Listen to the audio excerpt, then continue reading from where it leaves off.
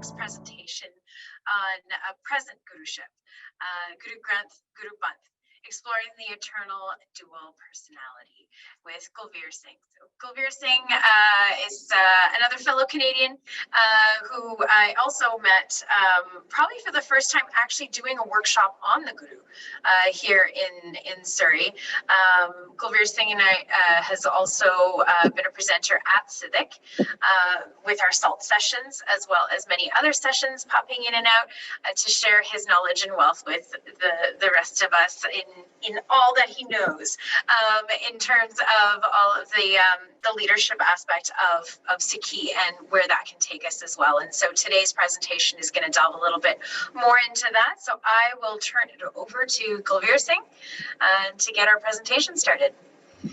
Fantastic. Thank you. Anuji Vaheguru Ji Ka Khalsa, Vaheguru Ji Ki Fatih. Great to have the chance to speak with everyone today and present. And it's always a bit intimidating coming after being the last one on the agenda, especially when I've learned so much from Jasleen Panji and Inderpreet Singh over the years. They've been great peers, mentors, and guides on the journey. What I want to talk about is bringing together this. Inderpreet Singh alluded to this kind of complete picture of what is the Guru within the Sikh paradigm, and it really is this dynamic of the Guru Granth and the Guru Panth. And for me, this is one of the great eye-opening events in my life around my development with Sikhi and my relationship with the Guru. When I started, always kind of knew about this Granth and Panth dynamic there. But when I started exploring, learning about it, it's amazing how it really helps you shape your relationship with the Guru, but your view of Sikhi, past, present, and future there. So, what I want to do about today is actually talk a little bit about the dynamics between the Guru Granth and the Guru Panth, and what it means for us. So this is a bit of the so what session for Sidak, is how do we reflect on our relationship to Guru Granth and Guru Panth, and our relationship, not just relationship, but our responsibility to Granth and Panth, and then how do we do that at an individual level and a collective level. So quick presentation, then I'm going to walk through some slides, and then it'll be a chance to do some breakouts. We'll turn off the video, the record, and hopefully can have a conversation, discussion, and we kind of bring it together, and we can all learn something out of the conversation today. So one of the kind of eyebrow-raising things that you may have seen come out of SikhRI is a podcast that Inderpreet Singh hosted a couple of years back, I think, and it was called The 12 Gurus. And this is one where you ask, I'm actually in Wisconsin right now at a camp for young people and for kids. And, the question is, how many gurus do we have? And you say, oh, we had 10 gurus. And then there's always, well, there's 11 because there's a Guru Granth Sahib. And one of the big kind of paradigm changes as well, maybe we actually should be thinking about the 12 personalities of the Guru. We had the 10 living, the 10 Guru personalities, but then the Granth and the Panth, and they all come in the same breath there. So something that I think as a traditional kind of Sikh community, we don't always think of it in that way. So that's what we want to kind of hone on today. Because as according to Professor Puran Singh, the Guru Granth is the history of the Sikh soul, and its translation is to come through the great figure of the social reconstruction of human society as the Khalsa, where shall reign love, not hatred. So this interplay between Granth and Guru Khalsa Panth has been documented, and it's one that many academics and poets and great Sikhs have played with, and I'm trying to understand what that actually dynamic means, what was intended by the Gurus, and how it plays out in our current kind of Panthic politics, in our current environment as a diasporic Sikh population. So we know Guru has been mentioned many times. Guru is someone who takes us from darkness to light, from ignorance to enlightenment or divine knowledge. Someone who also takes us from a sense of dependency to making us azad, to a sense of self-reliance. Now we look at this as the living gurus, and we look at that as obviously Shabd Guru. But how do we apply this to Guru Khalsa Panth? So that's going to be a question we want to explore, is that how does the Guru Khalsa Panth take us from ignorance to enlightenment? How does it take us from dependency to self-reliance? How does it take us from that darkness to light? So first focus on the Guru Granth Sahib, and then we'll focus on Guru Khalsa Panth. So literally taking Guru Granth And Sahib, what does that mean? So the Guru part we've talked about before, and these are the couple of lines that have come up, right? Kulvir Singh says, "Jo andere nu prakase," someone who brings illumination to the darkness is a guru. And for us as Sikhs, there's many gurus, many worldly secular gurus, but our concept of guru, ultimate guru, is jo pullan andar sabko apol guru kartar, someone that is beyond mistake, is become perfect in a human form, was our guru, was our physical guru, but the guru is perfection, and only the guru and only IkOankar are perfect from our means, is that without sin, without detriment, full of all of the characteristics. They're the true one. Granth, on the other hand, is actually interesting. We often think of Granth as like a poti, says like poti parmisar kathan, right? This is the guide, that's the manuscript, the scripture is often how we say Granth. But if you look at Mahan Kosh by Kansing Naba, actually Granth comes from the word of Gumfan or Gundana. And Gundana is actually, Atta Gundana, but also Atta is to knit or tie together. So it's a pustak or a kitab, jis which majuman gunde gehan, meaning different contents have been compiled together. So I found this to be very cool, because if you think, obviously the Granth is a compilation, that Guru Arjan Sahib was the first to compile take the different pothis of the Guru's Bani, bringing together the parts and the buckets and bringing all of that together to compile the Granth. And then, of course, if you think of Guru Gobind Singh Ji, then bringing in Guru Tegh Bahadur Sahib's Bani and compiling it together, it's been knitted together. It's this divine quilt, you can say, that the Granth has been prepared for the world. And in this Granth, what is in this is this Guru Bani Guru Hai Bani Bich Bani Amrit Sahib. So this connection to the life source, this connection that takes us out of beyond birth and death, this Amrit is this infinite wisdom is in the Guru, and the Guru is in the wisdom. So this connection that we always have to the Shabd that transcends the physical scripture, and as most of us actually engage with the Guru Granth Sahib physically all that often, but we have it in the electronic form on our different devices. It's no different. The Bani, the wisdom, the Jot is still in the Shabd in all the different forms it can take that we have today. And then Sahib is a reference to the sovereignty. Sahib is a Malik, a Swami, Pavich. It's, Vaheguru is the ultimate Sahib. So Sahib mera eko hai,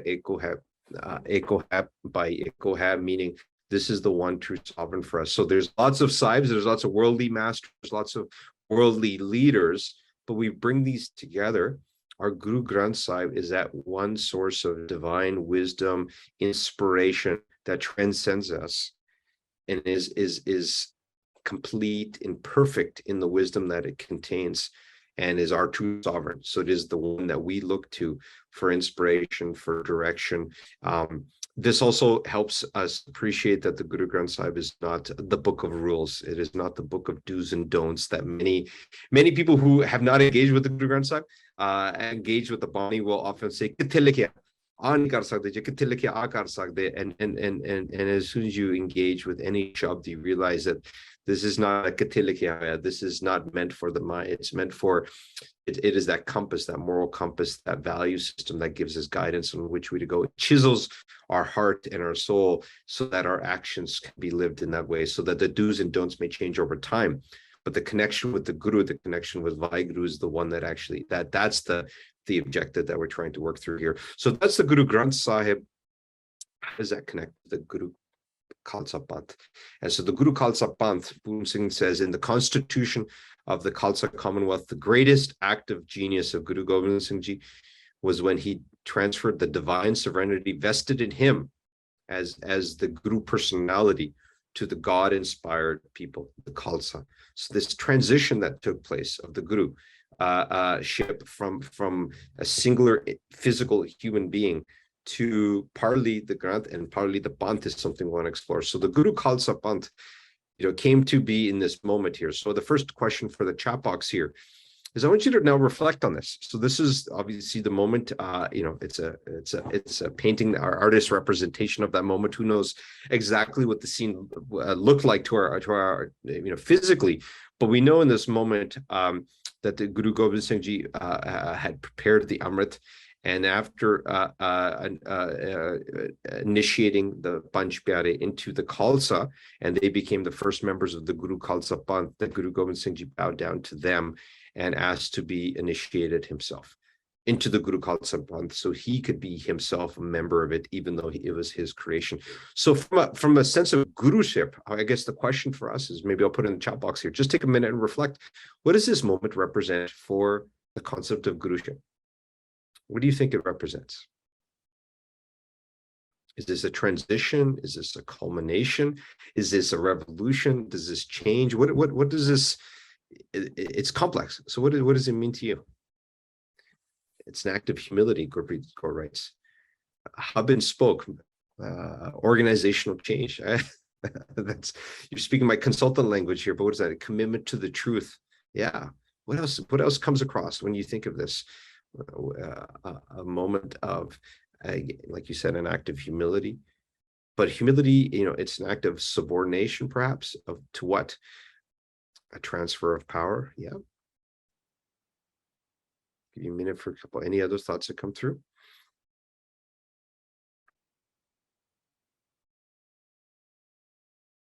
Okay. Paramatma ki jyot, yeah, sharing of power, responsibility. So there is a a bit of an ordination that happens. If you think of how the guruship transfer from one guru to the other guru, it is said that Guru Nanak Sahib, went by Lena, became Guru Angad. The Guru Nanak, bowed down to Guru Angad, saying the guruship is now transferred to you. So this is, you could almost think of this as an equivalent moment of where now the guru is saying himself that now the transfer of the guruship is now to this collective. It's from a singularity to a collection. Very well put here. So for us, the Guru Khalsa Panth represents a different dynamic altogether. So the guru piece is still there. So think of this as now the Guru Khalsa Panth is one that is taking us from darkness to enlightenment.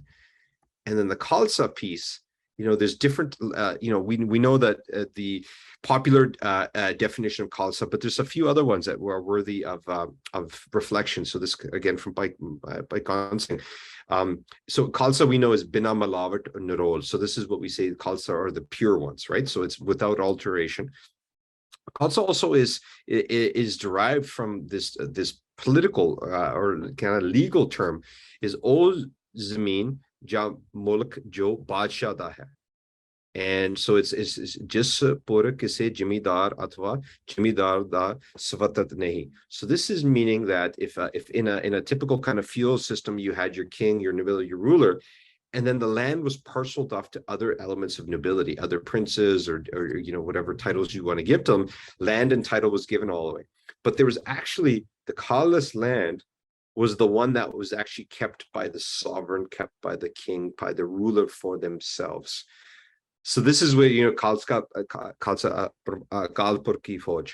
So this is that concept of coming in, is that we are accountable to nobody else other than Vaheguru. So this is that sense of sovereignty that we are Sapang, we are self-illuminated, we come directly from the source. And then the Khalsa is also called this as Singh Panta Kalidhan, right? That we are this path that has been created differently. So that leads us to Panth. What is Panth? And so Panth is literally the way, right? So Panth is Jiveo Marga. This is the way. This is the collective, the movement that's on the way. It's a mazhab, it's a faith, but it's also a mat. So the Panthic mindset, we say, Panthic soch. So this is the wisdom that is entitled in that kind of gurmat way. So Guru Khalsa Panth is now the contrast to this. So this is about the action.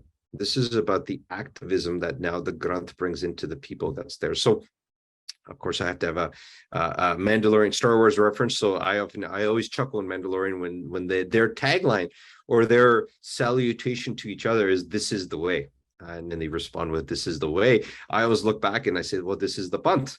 This is the Panth. This is the Panth." So when they make a tough decision in the show there, and they say this has to be the way because this is the way, I often say, well, as the Panth, we make tough decisions individually and collectively, and we say, well, this is for the Panth. And so I always take a chuckle at that when Star Wars references kind of line with there. But this is the way And this is the way to Inderpreet Singh's presentation. This is not the way that Guru Gobind Singh Ji veered off the path and started something differently. Ek Jot, Ek Soch, initiated from the beginning. And Bhai Gurdas references that this is all the way from Guru Nanak Sahib. Marya Sikka Jagatar Vich Nanak Nirmal Panth Chlaya. So that Guru Nanak Sahib has struck a coin in which a distinct path has been created. Now, who gets to create coins? Who gets to create currency? Legal tender. Well, only somebody, a nation that is sovereign.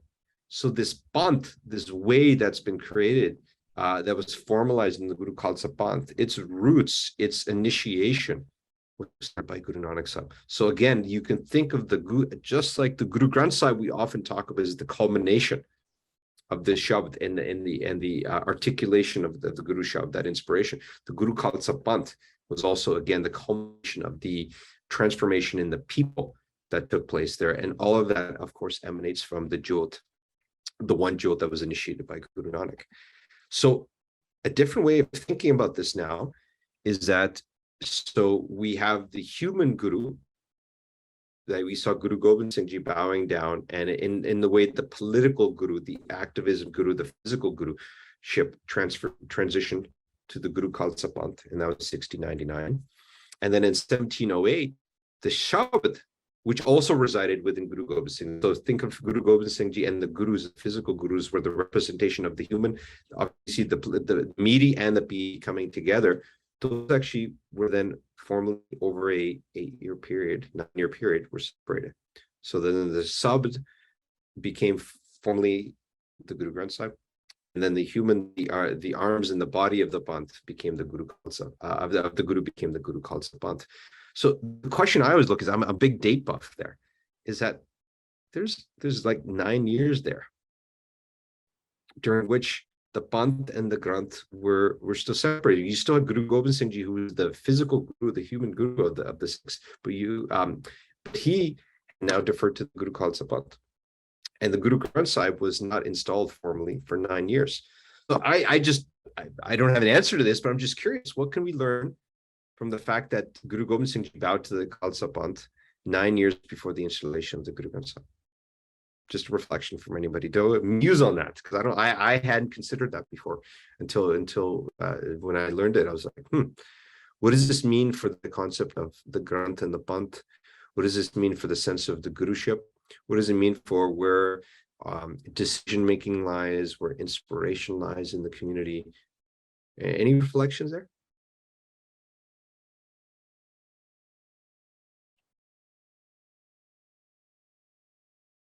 I like the point there that this is, the Guru Khalsa Panth was helped in building a sustainable model of leadership and decentralization.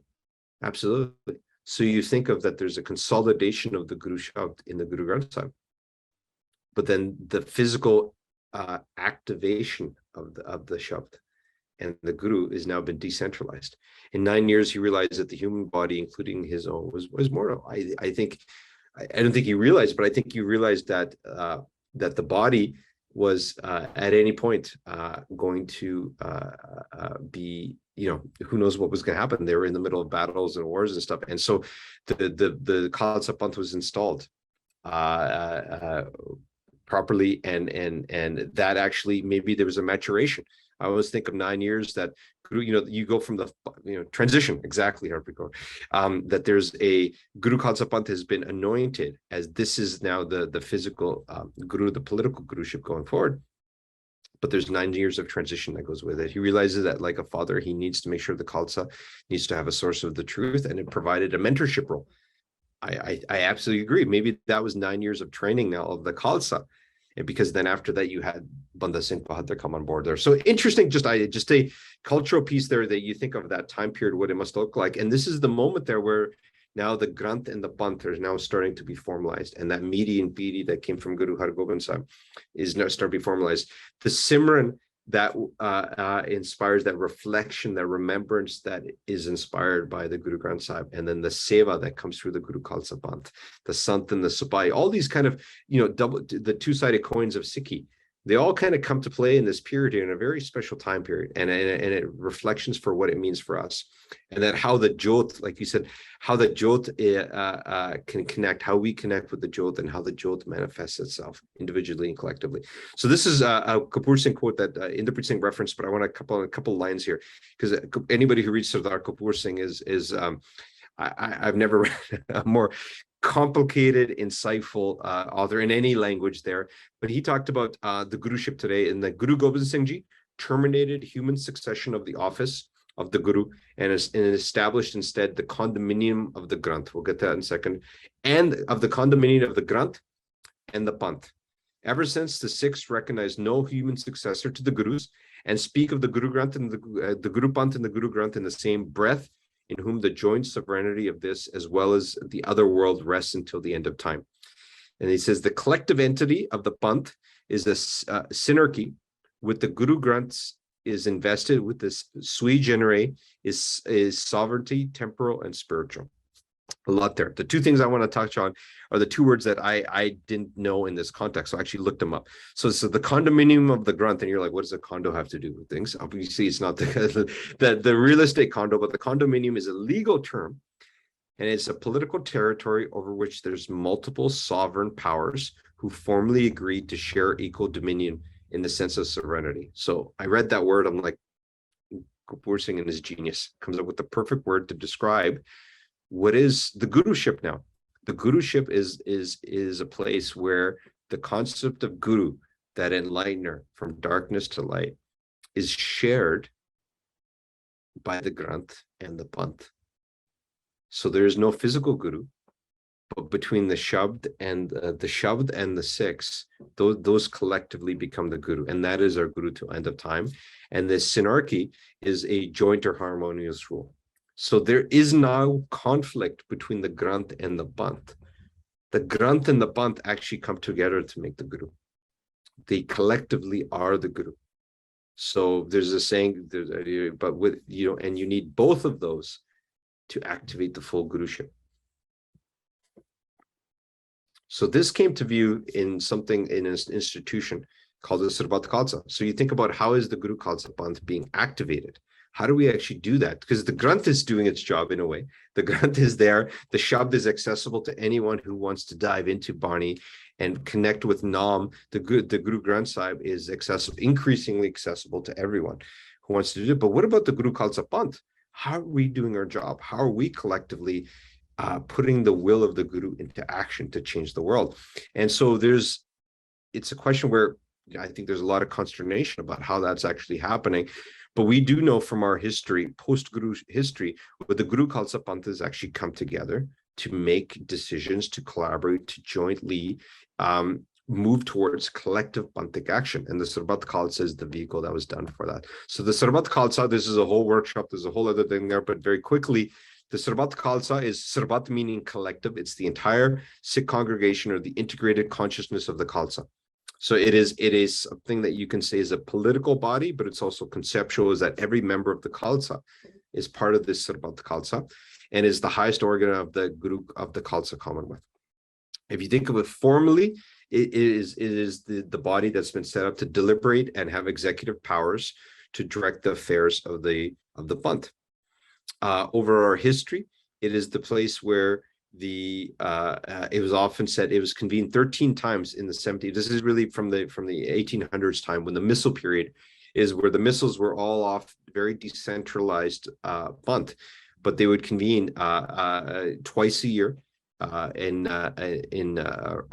Vaisakhi and around Diwali, convene at the Akal Takht, and they would make decisions, internal decisions, collective decisions. And the saying was that, these missals didn't always get along. They had lots of quarrels, as all families do together, and they were sometimes, fighting all the way to Amritsar, and but they would convene at Harmandir Sahib and convene at Akal Takht, and the saying was, "We are the Guru Khalsa Panth. We are in the presence of the Guru Granth Sahib.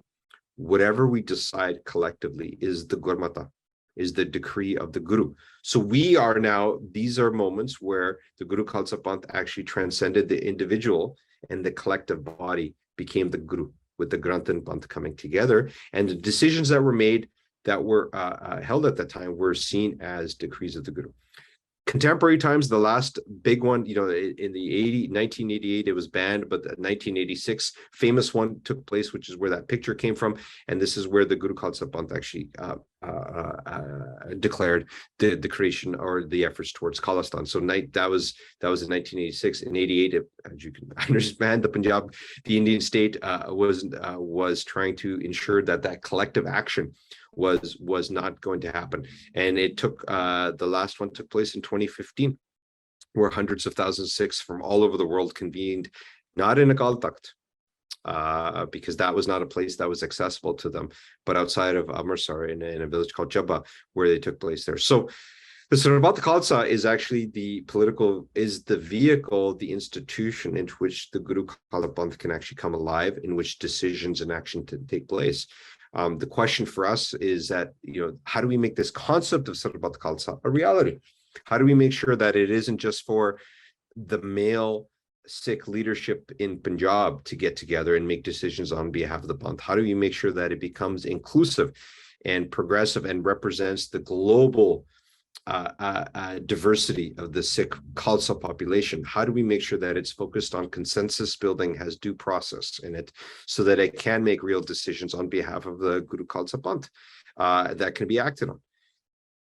The other side of that is how to make sure that there's limited interference in this. So Sarbat Khalsa is actually really powerful. This isn't just a political act. In 2015, a lot of people were engaged. A lot of people were curious about it, but the implications of this are super important, because if we are the Guru Khalsa Panth, how are we making it come alive? So that actually brings me to the end of the presentation piece. So hopefully, if nothing else, I've conveyed to you that we have one Guru that has had 12 manifestations. The first 10 were the Guru personalities, and now the Guru resides in the Guru Granth and the Guru Panth. And the Guru Granth is doing his job. How we, as the Guru Panth, activating ourselves so that whatever we do really is a Gurmata, is a decree of the Guru there.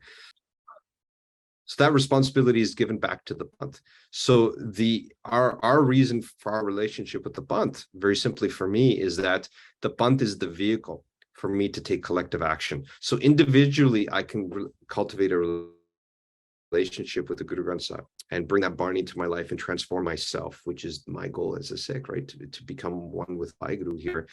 But collectively, to change society, and to do that, then the Panth becomes my vehicle to do that. And the Panth has a responsibility to bring those attributes and those values to the world. And we ourselves, as members of that Panth, have a responsibility individually, not to look at others to do it, but to take the lead ourselves there. So this concept of Granth and Panth, it isn't one or the other. It is one and the same. And so if I call myself Sare, what binds every Sikh in the world together, we keep saying it's the Guru Granth Sahib, is the one thing we all mata take to. But we are all also members of the Guru Panth, Guru Khalsa Panth, and we aspire to become part of the Khalsa. So how does my allegiance to both come out in how I live my life as a Sikh, as a human, as a parent, as a member of society? So I'll leave you with those questions, because I think for us as Sikhs in our journey, cultivating this Granth and Panth, looking at it individually and looking at it collectively, is something that we need to keep in mind as we go forward. So, that's it. With that, I will pass it back over to Anupreet to wrap up today. Waheguru Ji Ka Khalsa, Waheguru Ji Ki Fateh. Thank you. Thank you so much for that, Kulvir Singh. This is part of how I'm forgetting to unmute myself is because it's got me in a bit of a thought and reflecting back on my own connection with the Guru. Like, we started off with the day of defining Guru, and then looking at how the examples that were set, and then kind of where are we now and where are we going? And I've written a couple of notes as we've gone through, and it's interesting how our gurus, through those that chart that was put up by Nandlal, that goes through the different values, that's something that really sticks with me over the last few years. I've seen it a few times, and it's like a reminder for me that through those sorts of values, that's how I'm connecting with the Guru, and I'm connecting with, and as we kind of move forward, connecting with the Panth and the people and everyone in my life through those values. Whether we're talking about humility and wisdom, and looking at those through the pieces around human rights and health rights, and I look at my role in my life, in my work world, where I work in. I'm a vice principal for a secondary school, and I see the impact of all of those elements of Guru within my day-to-day life when I'm working with students and working with their families and the communities and broader. And I think how my strengthening, and I'm going to say continually strengthening relationship with Guru is helping me in how I approach situations throughout my life, and how I'm helping to build the leaders into the next generation as well. And so my connection with Guru, and we've touched on this throughout the presentations, that it is this ever evolving process, and at different times we look for different things from our Guru, and we connect in different ways. And one of the things in the last session that kind of reminded me was that connection with the Guru, like when we go to the Guru, and I find that sometimes I'm right there, and I'm like, okay, I want to know what else the Guru Granth Sahib has for me. And other times I'm a bit afraid to go there. And yet there's nothing scary. It's just that the fear comes from having to delve deep into myself, and do I really want to go there? And yet every time I go, I come back out with this kind of, after going through emotions and thoughts, you leave in a brighter, happier, more clarity of mind and heart and soul and everything, and it really helps me with creating a little more sense of love with each person I meet. And so these are the sorts of things and thoughts and ideas that you explore at Sidak. So it's about going through what the courses are offering us as well, but it's also that opportunity for us to pause and reflect on what we're learning and where we're at in our journeys. And so I'd like to thank all of you today for being a part of our discussions, and also to thank you for having the courage to delve into your own understanding as well. I know that this can be a little tricky at times, can be a little scary, as I mentioned. So I commend you for your bravery, for delving into your own thoughts, and putting them out there to have that discussion with everyone. So thank you to all of you who shared with our discussion, and thank you to those who have been like me, thinking a lot in your mind as well. As we've mentioned, Sidak is approaching this year. We are incredibly fortunate to be back at Mission, British Columbia, right in my backyard, as I like to say. And we'd love you to come share your 2 weeks with us in July, that we can continue these conversations and these discussions and delve far deeper into everything. This year, we're absolutely fortunate with all of our donors to have Sidak be fee-free. We do ask that you do fill out our application form, as we'd like to know a little bit about you before coming to Sidak, and kind of understand what it is that you're looking for as well. SikhRI 101 is currently full and at a wait list, and so you can see that there is quite an interest in Sidak. And speaking with anyone that has gone to Sidak, you will know that this is quite a life-changing sort of opportunity for you, and maybe more like myself, where it was over the years you see the impact of what you've learned and where it's gotten you to. So with that, There are other opportunities for you to connect with our content. We have webinars, and we have, I'm just going to put this slide up here. These are other ways to connect with us through Facebook and Twitter and Instagram, and our YouTube channel that's got past collections of webinars. We have courses that are offered, and then we've also got podcasts. So there's a number of ways for you to connect with content, and we'd love your feedback, because we do use this information to create our next events. I am very much looking forward to seeing all of you in person at Sidak 2022. And with that, I hope you enjoy the rest of your day. Thank you so much for joining us. Vaheguru Ji Ka Khalsa, Vaheguru Ji Ki Fateh.